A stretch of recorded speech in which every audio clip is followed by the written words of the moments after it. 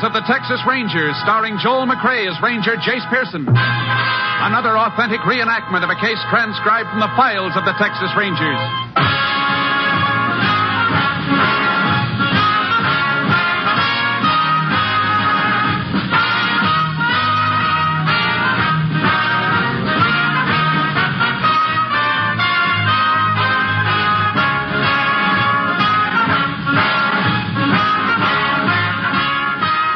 Dates and places in the following story are fictitious for obvious reasons. The events themselves are a matter of record.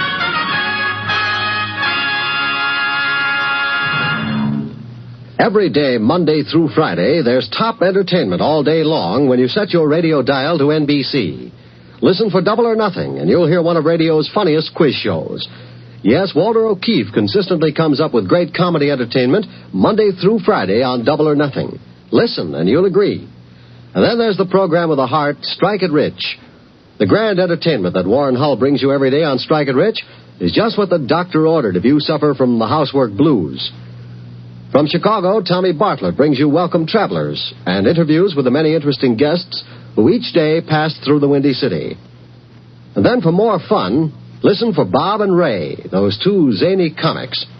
Then there's Music and Charm with Dial Dave Garraway. So remember, every day, Monday through Friday, chase your blues away with the wonderful daytime programs on this station of the NBC Radio Network. And now, here's today's adventure with the Tales of the Texas Rangers.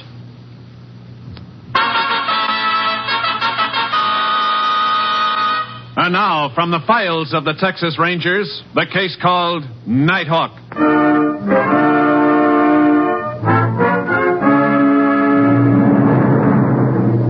It is 12:30 on a Friday night early in June 1948. In the town of Tipton, Texas, the graduation dance at Carroll College has been over for half an hour. 2 miles outside town, a car drives toward a small airfield, used during the day as a landing place for a few private planes.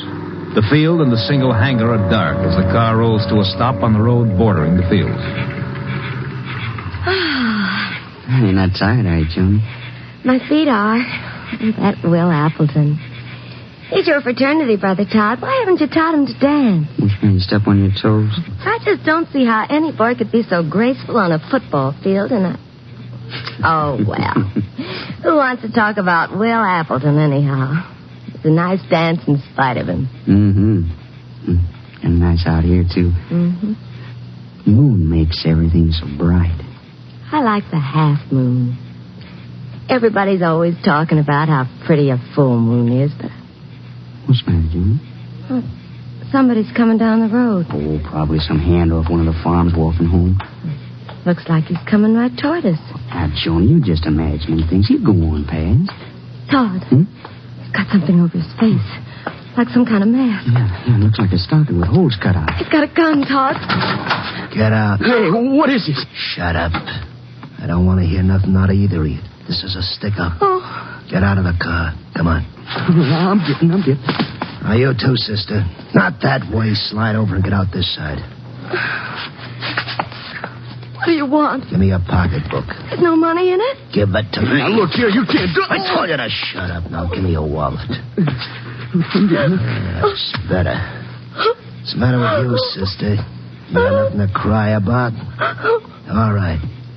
Now, both of you start walking down that road and don't look back. Come on, Joni. Don't be frightened. Wait a minute. You, start walking down the road alone. You're going to stay with me, sister. No, look, you can't do it. Start walking or I'll blow your head off. All right, I'm going. Faster. Todd! All right, get moving. Okay, sister. Now, you and me are going to take a little walk. Let go of me! Oh, be that way, baby. You and me. No! Shut up. Get away! I say shut up. Shut up. You, I got to get out of here. Joni! Oh, Joni. He's all right, Joni. He's gone. Here, let me help you, honey. Let me help you. Take me home. Oh, Joni. Oh,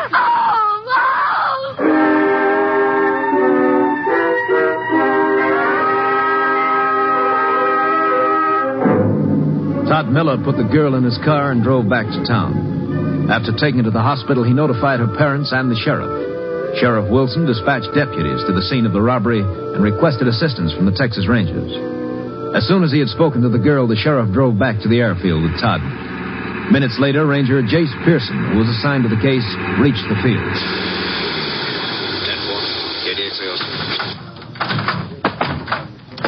Howdy, Sheriff. Oh, this Todd Miller, Jace. Howdy, Ranger. He's the boy who was held up. Report said you weren't able to identify the man who robbed you. Is that right? Yes, sir. He had a black stocking over his head. I could only see his eyes. Where's the car you were driving, Todd? I left it in town. Sheriff brought me back here. If you're thinking about Prince, Jace, I reckon we're out of luck. Todd here says the fella had on gloves. Uh-huh. How about the girl? She hurt bad? She'll be all right. Shaken up quite a bit, though. And he must have hit her an awful whack. Doc thinks her jaw might be broken. I shouldn't have done what he said. I should have stayed with Joni. You did just what you had to do, son. I don't reckon you had much choice. Todd, could you see which way he headed after he left the girl? Well, I'm not sure, but I thought I saw him running across the field toward the hangar. And then after I got Joni into my car, I saw a car drive out from behind the hangar and start off down the road. Any idea what kind of a car it was? Well, it looked like an old jalopy. I was too far away to see what kind. It was going pretty fast, though. One of my deputies found some fresh oil stains over by the hangar, Jace. And we'll go over in a minute and take a look. Todd, I want you to try to remember anything you can about this man. Anything. Well, it happened so fast that there's not much about him I remember. Well, how tall was he? Well, I'd say about my height. Can you describe his voice? Well, he never talked out loud, just whispered, a real hoarse whisper. Anything else? Well, the way he walked right up to the car, like he'd been waiting for us. Just walked up and made us get out. Uh-huh. All right, Todd. I think that'll be all. Ranger, you think I could get back to town soon? I'm kind of worried about Joni. It's all right with the sheriff. He can send you back in his car with one of the deputies. You can come along with me, Sheriff. Sure, Jace. We'll drive over to the hangar and have a look at those oil spots first. Just let me tell my deputy. Charlie, you take Todd back to town in my car. I'll be with the ranger. Thank you, Sheriff. Thanks. He sure looks like a tough one, Jace. Yeah, but I got a hunch we can narrow it down to one of your local boys. How do you figure that? Well, for one thing, the way he was so particular about keeping his face hidden and whispering to disguise his voice. It does sound like he wanted to make sure he wouldn't be recognized. But it might have been some stranger who just didn't want to take chances on getting his description broadcast. Could be a stranger, except for one thing. The fact that he was well enough acquainted with the town to know where couples might be likely to park after a dance. It's more like a local call. Unit 10 to KTXA. Go ahead, KTXA. The sheriff's office has received call that man in stocking mask has just held up couple at Carroll College football field. Man shot, possibly dead. Request this information be relayed to sheriff. Football field straight along this road on the outskirts of town, Jace. Yeah. 10-4. Sheriff is with this unit. Unit 10 proceeding to scene at once.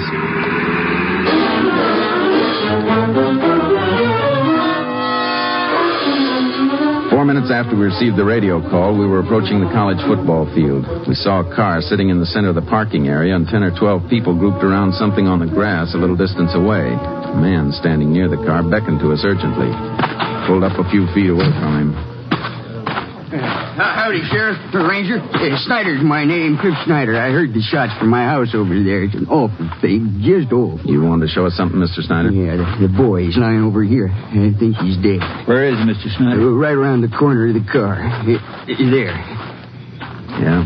Such an awful thing, a young boy like this and so much blood. I've never seen so much blood, not in all my life. Is he dead? 2 bullets in his chest. He didn't have much of a chance. I wish sure he was dead. That's why I wouldn't let nobody come too close till you got here. It's awful. Just awful. Is the girl with those people over there? That's right. Somebody put a coat down on the grass for her. She get shot, too? No, but she got hurt a little. Told us she run away when this fella shot the boy. Run toward the football stands. Tripped and hit her head. Jace, if she's hurt bad, we'll have to get her to a doc ourselves. I know the ambulance had to go over to Cedar Falls on an emergency. Let's get over and see her. Who is the girl? Julie Thomas. Works in the drugstore. She don't know the boy's dead. You know the dead boy's name, Mr. Snyder? No, I don't. I've seen him around town, though. But I reckon you'll have to get his name from Julie. Uh-huh. Will you let us through, folks? Let us through, please. All right, will you stand back, please? Julie, how you feeling? My head hurts a little. Is Johnny all right? I mean, look at your head, miss. I got to know about Johnny. They wouldn't let me go to him. I'm sure he's hurt bad. How bad is Johnny hurt? Not really. You just relax. Miss, we don't like to ask questions at a time like this, but there are a few things we have to know. He shot Johnny. Johnny shouldn't have fought with him. What's Johnny's last name? Gordon. I told Johnny not to fight with him. Julie, is Johnny's home here in Tipton? No. Spartanville. Do you remember anything about the man who shot Johnny? Something that might help us identify him? I saw his face. You what? He made us get out of the car. Then he took my pocketbook and Johnny's wallet. Johnny started to fight with him. He pulled the mask off the man's face. You know the man, miss? Not his name, but I've seen him around the drugstore. He works at the dairy, I think. Would you recognize him if you saw him again? Yes, I'll never forget him. We'd like you to come to the sheriff's office in the morning and make a written statement. We may need you to identify the man if we find him. I'll identify him. What's the matter? Well, I just remembered. This man who shot Johnny around the drugstore, I've heard people call him Red. Does he have red hair? Yes. Yes, he does, and kind of a crooked nose. Thanks, miss. That could help a lot. Will you let me go to Johnny now? Julie... Johnny's dead, isn't he? I'm sorry, miss. Dead. We were going to be married. Julie, I we were going think to be you're married in September. We were going to have a big wedding. I always wanted a big wedding. Come on, Julie. We'll take you to a doctor. You had a pretty bad bump on the head. No, I want to go home. Is there anybody there who can take care of you? My father's on the road. He's a salesman. How about your mother? She died a long time ago. Well, then maybe... Please, I want to go home. I don't want to see any people now. If I need anybody, I'll call the lady next door. We'll take you home. The sheriff's right. You should see a doctor first. All right. Ranger? Yes? You sure Johnny's dead? You sure? Yes, miss. I'm afraid so. I see. Oh, Johnny. Johnny.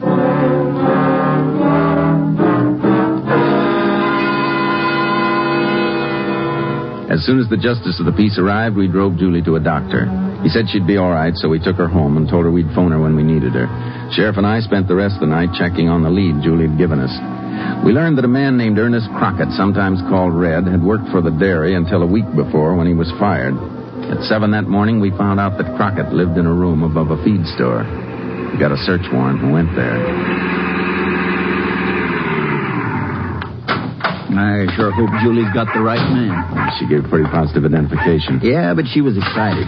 She might have seen a man with a broken nose and thought it was this Red. It shouldn't take us long to find out if she's right. As soon as we get Red down to your office, we'll call Julie and have her try to identify him. You mean if we find Red, we could have trouble doing that? Uh-huh. This is as good a place as any to start. It should be the room. Try it.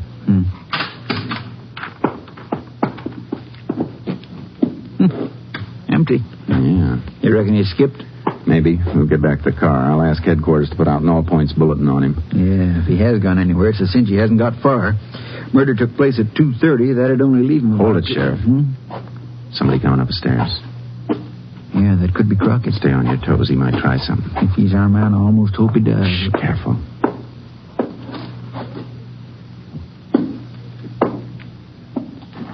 What's this all about? You Red Crockett? Yeah, what do you want? We'd like to ask you some questions. Who said you can come in here? This? Search warrant, huh? Okay, what do you want to know? Put your hands over your head. Huh? Frisk him, Sheriff. Yeah. Nothing on him, Jace. What'd you expect to find? Where were you last night? Out. Where? All around town. I'm the restless type. Hate to stay in one place too long. Were you with anybody? No, I don't like crowds much.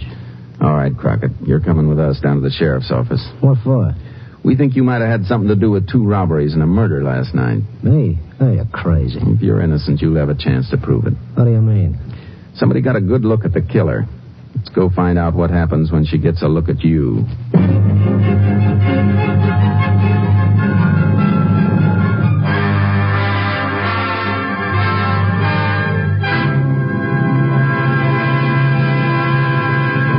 In just a moment, we will continue with Tales of the Texas Rangers, starring Joel McRae as Ranger Jace Pearson. Friends, permit me a serious word. Think now of those families, more than 2,000 families, who were made homeless by tornadoes. In 6 states, thousands of people are picking through the rubble of their homes. You would help them if you could, I know that. And you are helping them through your American Red Cross. Even as I speak to you now, your Red Cross is there, feeding and sheltering the homeless, caring for the sick and injured. Your Red Cross has made an initial allocation of $1 million for emergency relief. And that is only the beginning. So great is the destruction, so great is the need, your Red Cross has had to increase its $85 million fund goal by $5 million. After the emergency period has passed, there will be homes to rebuild and people to restore to health and livelihood. You, your family, and your home were spared. Help those who weren't.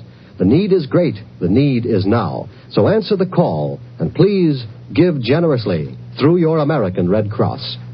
Now back to Tales of the Texas Rangers.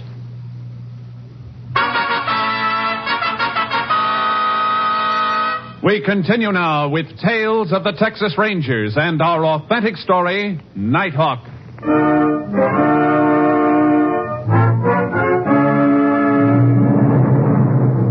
We took Crockett to the sheriff's office and left him with a deputy. Then I phoned Julie Thomas. There was no answer. The sheriff and I drove to her house and found it locked. The woman next door told us Julie had left early that morning for a nearby town of Spartanville to stay with a girlfriend. After some persuasion, the woman gave us the girlfriend's name and address. We went to Spartanville and located the house. I still don't figure it, Jace. Why would she want to skip out like this without letting us know? She was pretty upset last night, Sheriff. Chances are she still is. Yeah, but there's something funny about this, and I don't like it. Can't say I do either.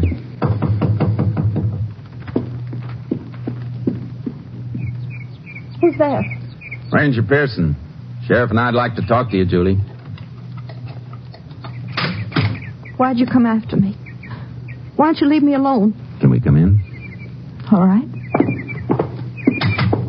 Your girlfriend around? She had to go out. Is that your coffee on the table, Julie? Yes. You want some? No, thanks. But you finish yours. Then we want you to come back to Tipton with us. I'm not going. Julie, what's the matter Nothing. with you? I just don't want to go back. I want to stay right here in Spartanville. We think we found the man we're looking for. We'd like you to identify him. I don't believe I could. But you told us last night you'd recognize him anywhere. I know it, but I can't remember anymore. But didn't you see the man who shot Johnny? I thought I did, but I guess I was wrong. All right, Julie. If there's anything we can do for you, just let us know. You're not going to make me come? We can't make you do anything if you don't want to do it. What are you going to do with the man you caught? I reckon we'll have to let him go. Nothing else we can do. Come on, Sheriff. Ranger? Uh-huh. Ranger, Oh, I'm scared. I'm so scared. Here, now, Julie, you just sit down. Right over here. Don't let him get me. Please don't let him get me. Let who get you? The man who shot Johnny. He told me if I said anything about him, he'd kill me.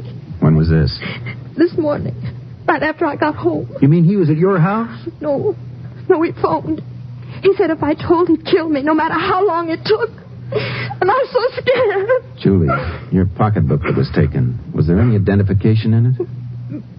My driver's license. Uh-huh. But I can still hear his voice. Like a knife that went right through me. Now, he can't do anything to you, Julie. He can. I know he can. Not if he's in jail. Well, he'll break out. He'll find me and kill me. Let me ask you something. Do you want to spend the rest of your life knowing that the man who killed Johnny is free? Ranger, please. You can be sure he won't stop with Johnny. He'll rob again, even kill again. Ranger, I don't know what to do. I just don't know. It's up to you, Julie. We can't force you to identify him, but you're not being fair to Johnny if you don't. All right. I'll come with you. I'll identify the man who killed Johnny.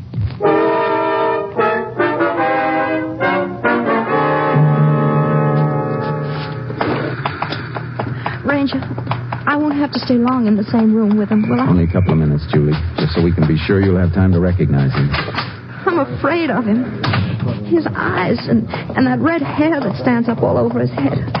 I could see him so clear even when he was talking to me on the phone. Now, you don't have to be scared of a thing. You just identify him, and we'll make sure he's behind bars for a long time. Won't he get the electric chair? That'll be up to the judge. Go ahead in, Julie. Is he in there? No, he's in the next office. Oh. Yep.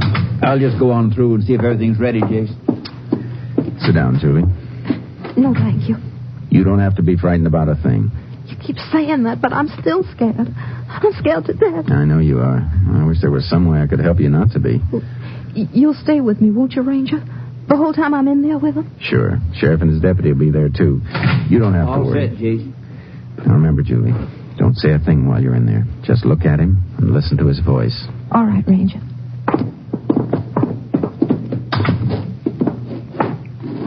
Stand up, Crockett. What's your full name? You know my name. What are you asking for? What's your full name? Ernest Crockett. Where do you live? Okay, 245 Esperanza Street. You own a gun? Of course not. I never owned a gun in my life. That's enough, Sheriff. Come on, Julie. Take over, Charlie.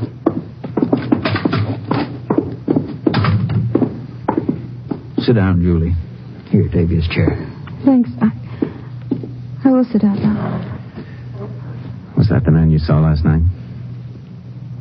No. Julie. You sure you didn't recognize him?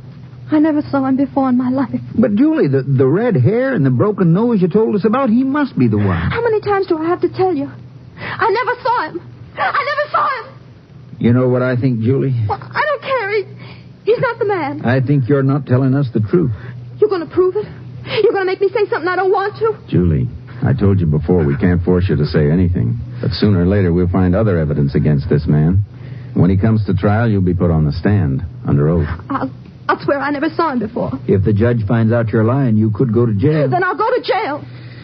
Julie, I declare I wish I could talk some sense into you. You better go release Crockett, Sheriff, and we'll take Julie home. All right, I'll release you.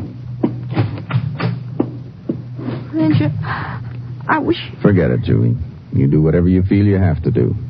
But even without your help, we're going to keep after this man till we get enough evidence to convict him.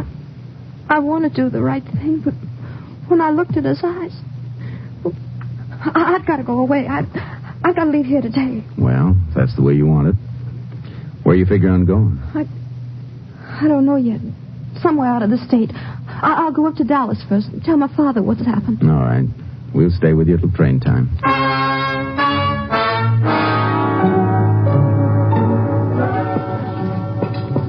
Almost ready, Julie? Just about. A few more things I want to get out of this hall closet. Well, you better hurry it up a little. It's 5:40 now. Your train leaves in less than an hour. You've still got time to change your mind, Julie. It's no use, Ranger. Excuse me a minute. Hello? When are you going to get rid of the cops? What? Shortly. You better make it fast. I'm watching you, baby. And I'm going to be watching you.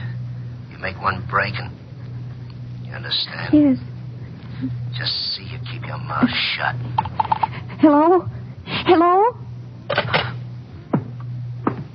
What's the matter, Julie? You look pale. I'm all right. That was Crockett on the phone, wasn't it? Yes, Ranger, and he's not going to let me get away. No matter where I go, I'll have the feeling he's watching me. Chances are he will be. It's no use running, is it? It's never worked for anybody. If you still want me to, I'll identify him. Oh, that's fine, Julie. And I'll tell you now, the man I saw in the sheriff's office is the one who held us up last night. He shot Johnny. Come on, Sheriff. We're going to pick up Red Crockett.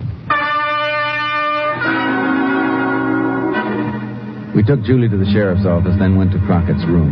When we discovered he wasn't there, we alerted all deputies for a systematic search of the town. We informed KTXA that the sheriff and I would be cruising the streets. We just doubled back a second time into the Mexican section when I received a radio call. KTXA to Unit 10. Unit 10 to KTXA. Go ahead, KTXA. Deputy Sheriff has been wounded in gunfight at Estanita Cafe by a man believed to be Ernest Crockett. Hey. Subject escaped after resisting arrest. Holy smoke. 10-4, Unit 10 clear. KDXA Austin. Where's that cafe, Sheriff? About a block from the railroad tracks. If you swing left at this next corner, you'll come right to it. Hang on. He's probably taken off in that jalopy of his. He has. It won't take us long to catch up with him. Wonder which way he could have gone. Wait a minute. What is it? I just saw a man run into that alley up ahead. Does it lead anywhere? Down toward the freight yards, you can drive through to the tracks. He must be running pretty fast. There's no place he could have turned off. Yeah, this is as far as we can go in the car. Yeah. Hey, Jason saw him. Your lights picked him up. Where? He ran toward that boxcar. Let's go. Take it easy around this boxcar. There he goes, Chase, climbing into that empty over there. Hold it, Crockett.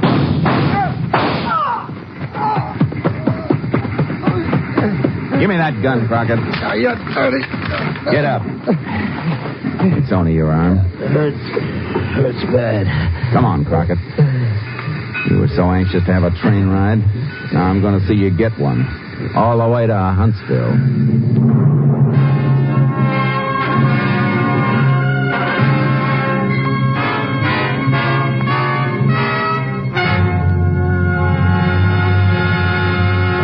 In just a moment, we will tell you the results of the case you have just heard. Later today, you will find more great entertainment all lined up for you on this NBC station. Next, it's The Big Show with a star-studded guest list and your unpredictable hostess, Tallulah Bankhead. And Meredith Wilson will be on hand to direct The Big Show orchestra and chorus. Later tonight, be sure to hear the hilarious Phil Harris and Alice Faye show, featuring the comedy antics of Frankie Remley, Julius Abruzio, and Brother William. There's mirth and music with Phil and Alice and their delightful program. And remember, too, the Theater Guild on the Air will bring you another entertaining dramatization of an exciting play co-starring two of your favorite Broadway stars. Yes, Sunday is Fun Day on NBC because of the many fine shows sent your way to add to your listening pleasure. Later tonight, you'll want to hear Jack Parr and the $64 question as Jack asks the questions and gives away the money. So remember, for fine entertainment all the rest of the day, stay tuned to this station of the NBC Radio Network. Now for the conclusion of Tales of the Texas Rangers.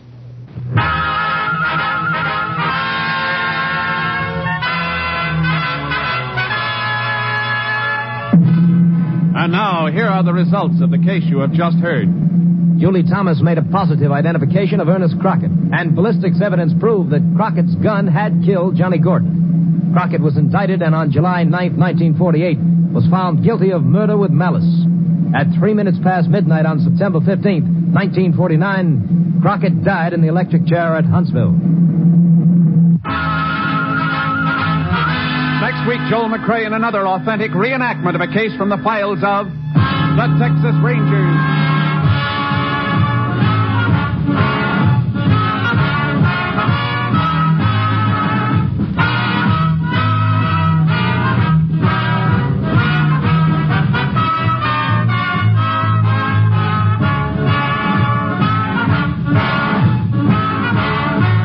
Joel McCrea will soon be seen in San Francisco Story, a Warner Brothers release.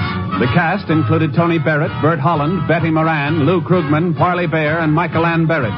Technical advisor was Captain M.T. Lone Wolf Gonzalez of the Texas Rangers.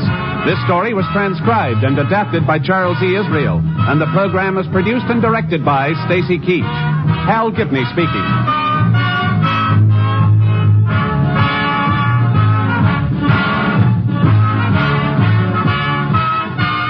Next, enjoy comedy, drama, and music on the